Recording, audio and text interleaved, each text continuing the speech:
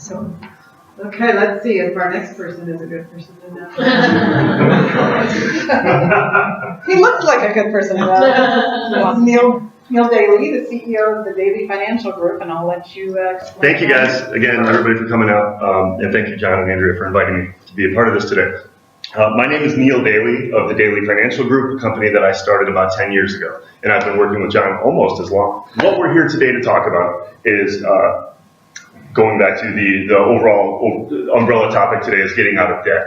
My company is Daly Financial Group. We're a credit restoration consulting firm, essentially. What we do more than anything else is educate, and that's what we kind of pride ourselves on.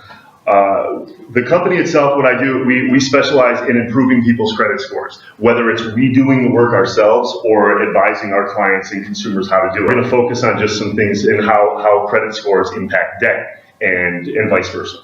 But the company itself, we do debt negotiations and settlements. We advise on ID theft and fraud and things like that. We can go through that kind of stuff, as well as actually the improving of credit scores.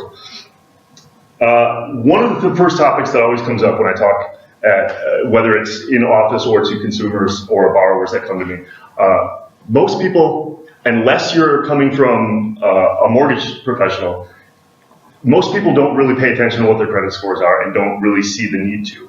I get that commonplace. A lot of people really only pay attention to their credit scores when they're shopping for a house or a car, and that's about it. I'm trying to change that. I'm trying to educate people on why. Number one, you should pay attention to what your credit, you should know what a credit score is, what's good, what's bad, what factors impact your scores, and most importantly, how to improve it, but why it's important. First thing that comes up is you want to pay attention to protect yourself from identity theft. If you're looking through your credit report and you see accounts listed that aren't yours, indicator. If you see inquiries or credit applications that aren't yours, indicator.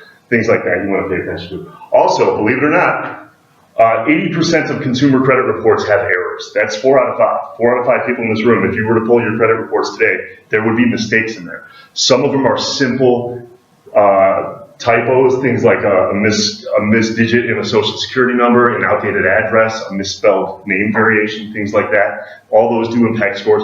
Some of them are bigger. Some of them are, if, for example, you see somebody with there's an alternate social security listed because when you were applying for a credit card at Macy's and they entered your social security number wrong by 1 digit, you're going to have somebody else's credit info listed in a ton of accounts that aren't yours. All these people are looking at your credit report. So this is probably what I come back to a lot is I inform people, so many people you have no idea about are paying attention to your credit. You should know what it is as well.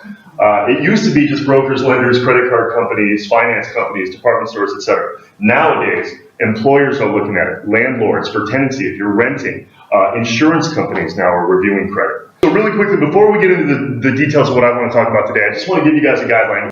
If you were to pull your credit report, there's 4 sections that it's broken down to. Identifying personal information, use of credit, public records, and inquiries. All of these do have an impact on your score, so you should be aware of that. The inquiries factor comes up a lot. A lot of people don't realize how that impacts your scores. There are such things as hard inquiries versus soft inquiries. A hard inquiry is anytime you authorize somebody to pull your credit. The reason I bring this up is because it's very misleading. Hard inquiries impact your credit score, soft inquiries don't. A soft inquiry, for example, is anytime Bank of America is considering pre-approving you for a card. So they have access to a limited amount of your credit profile without even asking you. They can send you an application in the mail and say, you've been pre-approved for X amount of, whatever credit line. That stuff, they're allowed to do that. Anytime they do that, that's a soft inquiry. It doesn't impact your score. If you respond to that and say, sure, sounds like a good deal, 0% APR on transfers, yeah, great, I'll do that. As soon as you sign the application and send it in, it's now a hard inquiry. Now that impacts your score. You authorize them to do it. So these kind of things to pay attention to. The factors that make up your score. What we're going to get into today specifically are just balances. We're going to talk about debt, but you should be aware that a third of your score is based on your payment history, as well as a third is based on balances. About 10, 15 years ago, there was far more impact on your score just based on your payment history. And simply put, if you're late, how often are you late, the severity, the frequency, things like that. Do you have collection accounts, things like that. Payment history is kind of self-explanatory. That used to be the bulk of what your FICO score was made of. Now in the last 5, 6 years, I shouldn't say half, the equal amount of that is based on your balances alone, which is why we want to talk about debt.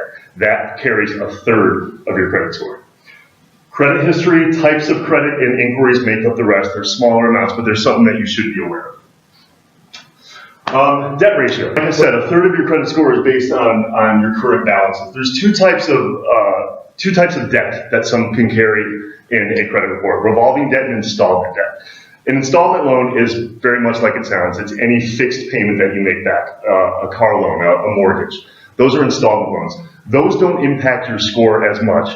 And the reason being is, if you were to pull your credit and you got a $1.1 million house that you just got a year ago, obviously that 1.1 million in debt is not gonna, it shouldn't reflect negatively on you. That's not something that you went out and rang up $1.1 million in credit card debt. So that's not gonna impact your score as much. The credit scoring system recognizes that installment loans are different. If you're set to pay a fixed back amount every single month, they trust it. If it's a revolving debt, that's an amount that fluctuates. That's your credit card balances, essentially. Those are the things, anything that you can borrow on and continue to charge up and ring up more debt and pay it back a varying amount every month, those are where you have to be careful. That is going to have a bigger impact on your scores, and thus that's why you have to pay attention. A lot of people have a tendency to see, okay, well, if you've got 5 open credit cards and one of your credit cards says that we'll allow you to transfer all your balances over to this one card for 0%.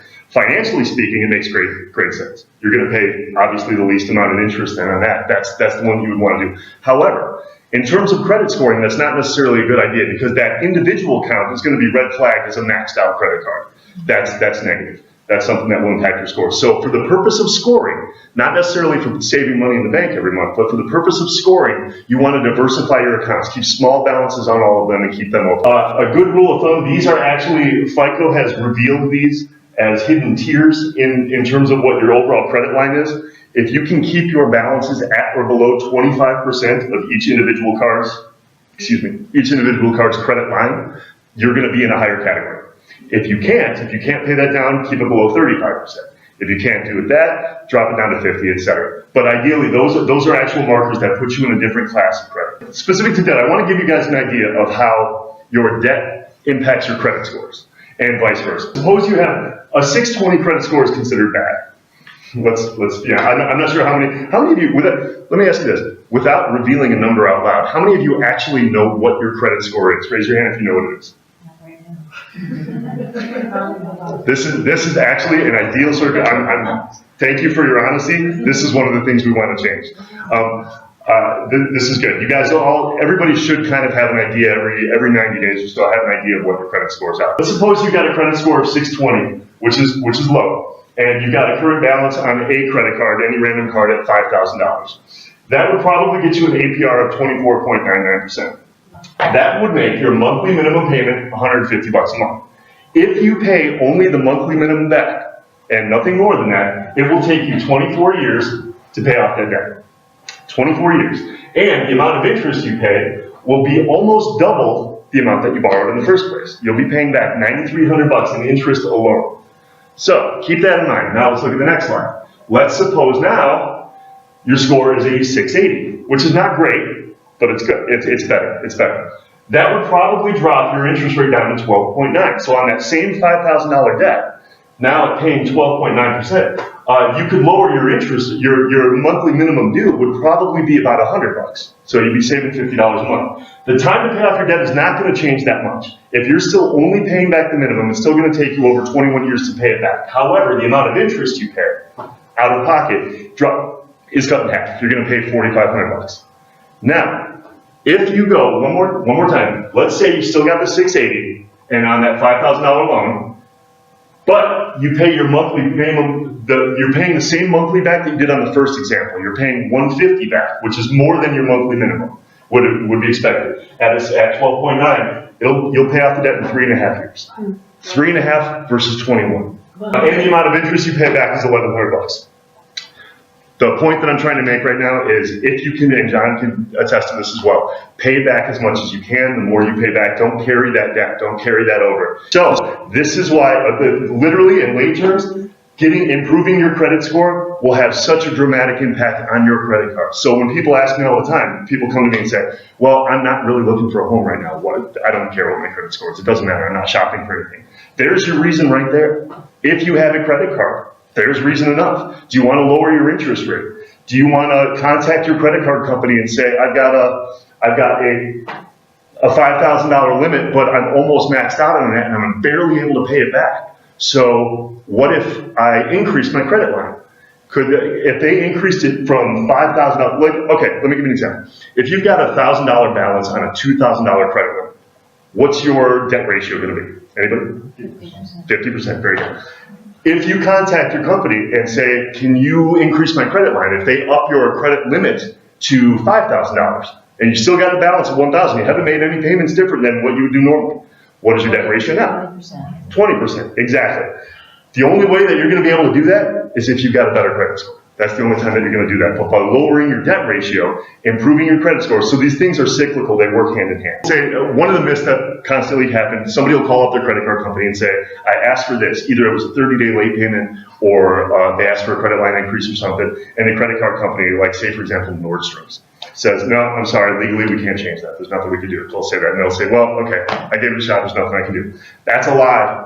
That's a lie. Legally, they can, and I've seen it happen. My company does it left and right. Have you guys ever called up a company and said, hey, I was late this one time, but I didn't get my bill on time, or I was late, or I moved, I had to change of address, whatever, and they're like, oh, okay, sure, we understand. You're a good customer, you've been with us forever, we want to keep you with us. They legally can do it, and they do it all the time.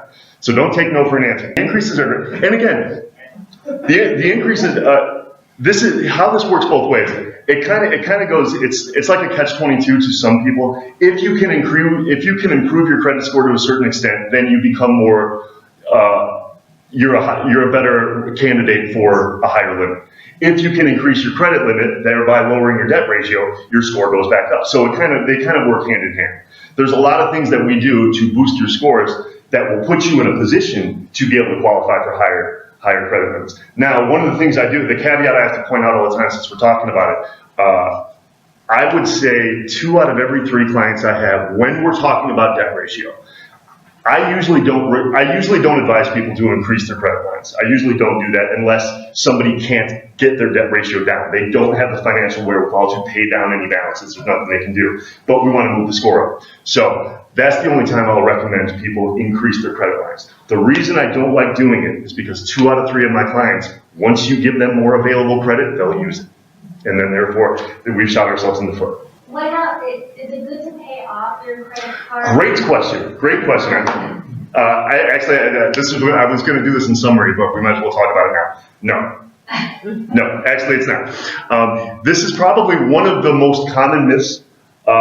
People, including myself, if I wasn't in this business, have a tendency to shock value and reaction when somebody sees a credit score. And if I was to pull a credit score and say, I don't know what this means, and somebody told me that's bad, first thing I would do is probably want to overreact, call up all my credit card companies, pay them off and close them, and say I'm never using credit again, and then go hide in the corner or something. That's actually bad. And the reason is because the credit scoring system that we know and use today, and that lenders use, was developed by the lending industry, not by consumers like us. It was to determine the likelihood that you're going to pay back the loan. If I loan you $500,000, what's the likelihood I'm going to get my money back? How high of a risk am I going to take if I give that to you? If you don't have any open credit cards, if you've got no active accounts in play, I have no idea about your ability to pay it back. I don't trust you. Therefore, I'm not going to loan you the money. Your score is going to drop then because of that. What the creditors like to see is credit utilization. They want to see cards open and active. That's a good rule of thumb, though, is if you've got a couple of open credit cards that are paid off, every 3 or 4 months, I would go out and charge something on it, even if it's a dinner. Then the next month, go ahead and pay it off. But every couple of months, you're keeping it active. You're keeping it in the cycle. You're keeping it in the system. And more importantly, don't give the creditor a chance to close the account on you. And we see that happen all the time now, especially as consumers rake up higher and higher debt. Companies are more prone to worry about your ability to pay it back. Therefore, as soon as we see it, John, you've seen this happen too as well. I have clients with a high credit card balance, and I say you got to pay that down. So they'll take their tax return or something and drop a $10,000 credit card, or let's say it's a $20,000 credit card that's maxed out, and they pay $10,000 on it and lower it. So they're like, cool, I dropped my debt ratio to 50%. Very next month, they get a letter from that credit card company and they say, we've lowered your lowered your limit down to $10,000. So all of a sudden they're back to 100%. And so that kind of thing. So the one thing we don't want to do is give credit card companies a chance to close the account down. So keep them open, keep them active, keep small balances on them. I get people that a lot of times if you're late on a mortgage, it's a big hit. But like an American Express or something like this, close your account.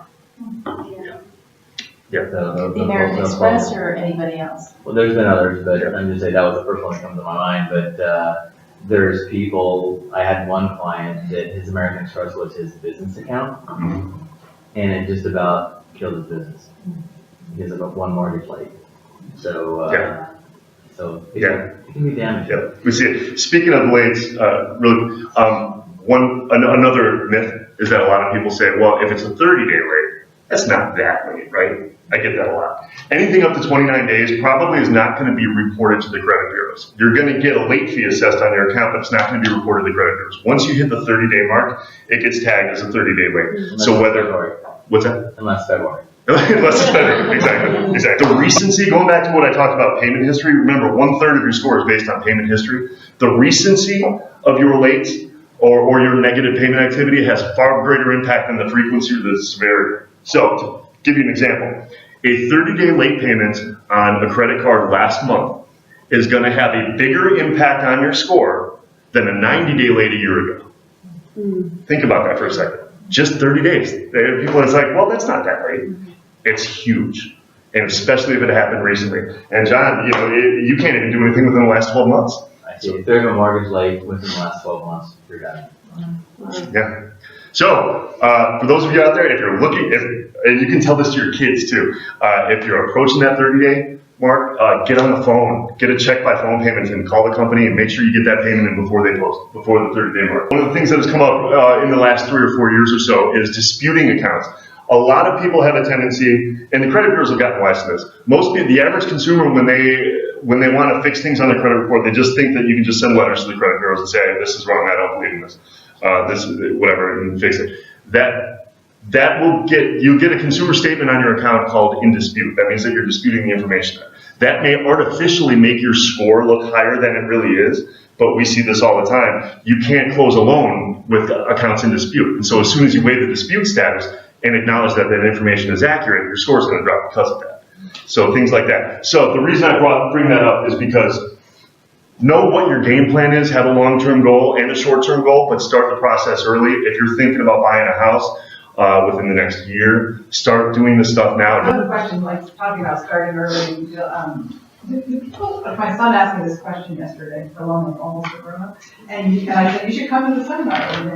Because he says he got his credit score because he applied for an apartment. Mm-hmm. But do you start with a certain number? How does he have a credit score? He has no credit. He's never had a credit card. He uses a debit card. So where does his credit score? Well, actually, that's he must have something that's reporting. There's got to be something to generate a credit score. You usually have to have at least one account open that is reported to the credit bureaus that has been open for at least 6 months. So that's usually how that happens. Now that could be a store card. It could be something. If he was ever added as an authorized user on one of your accounts. I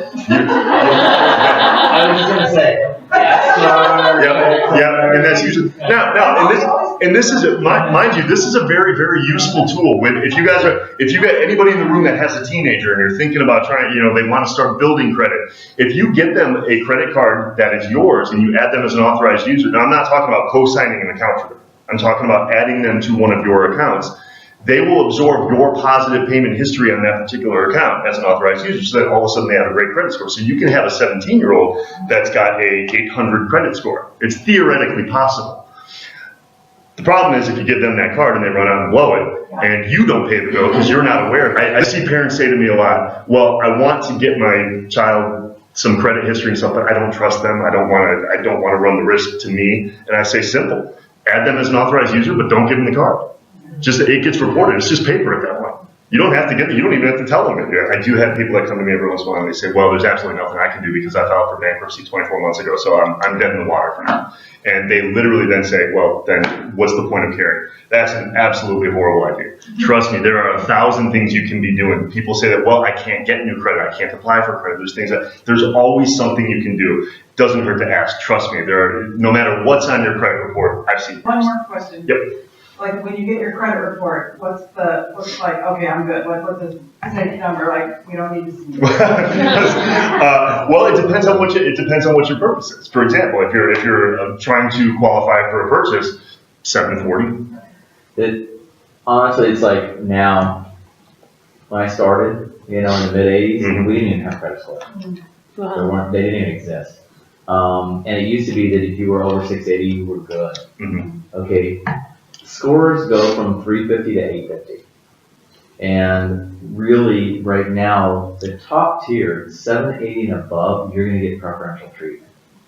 740 and above, you're gonna get a good rate. So if you're under 740, you make up money. Every 20 points is going to affect your score.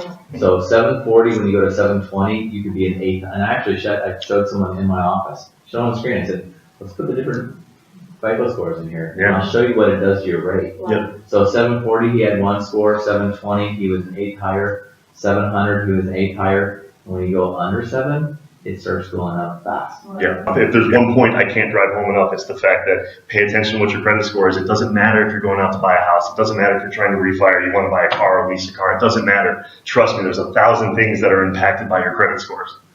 So you want to save money, you want to get out from under debt, there it is. You might not even know. One Yeah. time I pulled my credit report and, there was a phone account on it that wasn't, like, I didn't start it, somebody had my social security number or the AT&T account, didn't pay the bill. I'm like, oh. Thank you guys.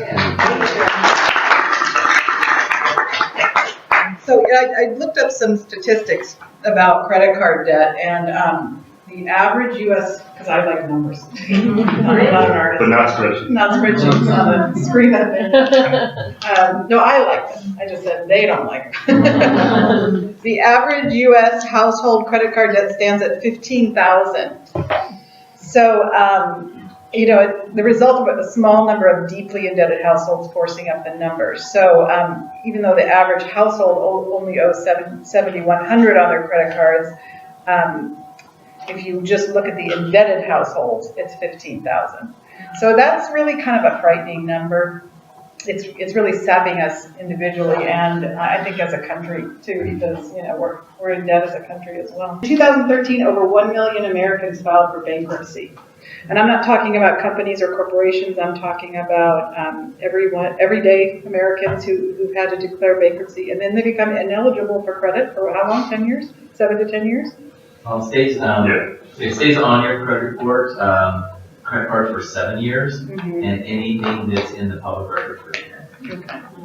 So, that's a last ditch result, but maybe think of the scene in Indiana Jones where the walls are closing in on people from all sides. And, the more money we need, the more we use credit and the more interest we incur, and then the walls are closing in and closing in and closing in. So I always ask my clients, where is this going? If you're in credit card debt, where do you see this going? Where are you going to be a year from now? Where are you going to be 5 years from now? Where are you going to be 10 years from now? Because in the example where you're paying the minimum payment, you can't be also using the credit card. So you're just paying it. If you're still using it, guess what? You're never going to get out. So how do you push your way out? So you'll avoid, by limiting the number of credit cards you use. I always say pay the total amount due. So not pay off the card and close it, but I use my credit card a lot for everything. Groceries, gas, I get miles. Went to Hawaii for free. But I pay it off every month. You're already in a credit card bind. There's really only one reason for that, and that's in John's example. I'm so glad you guys had all your slides and made all these examples for me. You're spending more than you're making. It's a very simple formula. You're spending more than you're making if you're in credit card debt. So stop using your credit cards if you're in credit card debt. That's really the most simple advice I can give you. Make an appointment with Neil to clean up your credit. Make an appointment with John to look at the big picture, because if there's money in your house available, you can maybe consolidate, you know, like I said, he looks at everything, so you can maybe bring your payments down and, you know, shift some things around. Work with your creditors, talk to them. That's something that Neil can help you with, or he can teach you how to do it yourself. You don't want to declare bankruptcy, but that's always, they don't want you to declare bankruptcy, I'm going to say. So there's always that opportunity to work with them. They would rather get paid slowly than not at all. And I think the two biggest financial problems facing individuals are too little savings and too much debt. So if you get out of debt, you can put more aside to savings, and that kind of solves both problems. So I'm confident that you'll be able to enjoy good times and work through bad times. Okay, so one more cautionary tale about credit card debt. I'm going to show you a scary form. Ooh. Leave it red. Leave it red. Cancellation of debt. So, yes, so now if you negotiate with some of your credit cards successfully, creditors, and if it's over $600, you're going to get this form. And I've had clients come to me and say, what is this? It's $1,500. It's income. That's what it is. So it's not always, you know, you get off scot-free. Sometimes it's actually a taxable transaction. So unless if the debt's discharged in bankruptcy, does it say it on there? No. If it's discharged in bankruptcy, though, you don't have to report it as income. So if you end up having to file bankruptcy, you're going to get a lot of these. They're excluded from income. If you can prove you're insolvent, you also can get out of reporting it on your tax or paying tax on it. You still have to report it. It's very complicated, even though it sounds simple. So if you do get one of these, you need to see a reputable accountant. So I know a few. Getting out from under. So have a positive goal. Instead of saying, I'm going to get out of debt, I'm going to build wealth. Because it's you know, we talk a lot about all this negativity and getting the walls are crushing in on you. But why don't we look at it like instead of paying off debt, we're building wealth. Figure out how to free up cash flow so that you can devote to positive wealth building goals. And then you keep your eye on the real prize. Okay, I like this one too. This is like the millionaire next door. Live rich even if you aren't. So Robert Kiyosaki, his rich dad never said to be cheap to reach your goals. He said you can become rich by being cheap, but the problem is even though you're rich, you're still cheap. So he advised Robert to find out what he wanted, learn the price, and then decide if you want to pay the price. It's kind of like the Ferrari. Like, do you need that? No, probably not. Yeah, you look really good. It'll teach getting out of debt. Yeah, or the wife. Yeah, getting out of debt will teach you a lot about yourself. When your ultimate goal, creating wealth, becomes more important than the stuff you're wasting your money on, you'll find a way. So stop focusing on the negatives of your current situation. Learn from people who are wealthier than you are. You know, read the books. Talk to somebody you admire who, you know, doesn't seem to be struggling. Even if they don't seem rich, they might be the millionaire next door, driving the Mazda and living in a modest home with millions in the bank. I just want to say something. There's one quote or something Robert Kiyosaki talks about in many of his books. If it doesn't put money in your pocket, don't do it. Yeah. Shouldn't be taking money out of your pocket. Right. The next one is know when to cut your losses. So bad things happen to good people. You know, we're responsible caring people get sick, they lose their jobs, they get divorced. You know, sometimes, you know, you just have to know. There's an expression, you know, throwing good money after bad. And it's tragic to see people wiping out what little wealth they have to pay their credit bill or save their credit rating. Face the reality. If you're in a crisis, do what you need to do and then start moving forward. Okay, get smart about credit. Read the fine print on your credit card statements. You know, get savvy about shopping for lower rates. Work with Neil and or John. Clean up the credit rate. I like this one a lot. Good debt and bad debt, and that's kind of what we were talking about a little bit earlier. The good debt helps you leverage your financial life to create wealth-producing assets. Bad debt sucks your money away because you end up spending much more for the things you buy, many of which are gone by the time you pay the bill. So before you take on any new debt, ask yourself, is it really good debt or is it bad debt? So are you prepared to handle your financial future? And I hope, we've helped you today kind of say yes to that question, that you'll be prepared. Our strategies for success, we always end up with one slide that is success. So erasing your debt is success. Our next seminar, look, it's all about wealth again, healthy and wealthy. So we were talking about ideas for the next seminar and what's hot topics right now. We know that what we hear in the news a lot right now is talking about health insurance. And I think people are confused by health insurance, confused by the Obamacare, don't understand it, just, basically repeat what they heard on the news 5 minutes ago, and it depends on the news person, I guess. So we're having a health insurance person come and speak, and also a state attorney talking about Medicare and Obamacare, what it means, and what we can do differently. So that's June 26th, so we hope you'll come. Thank you all for coming, and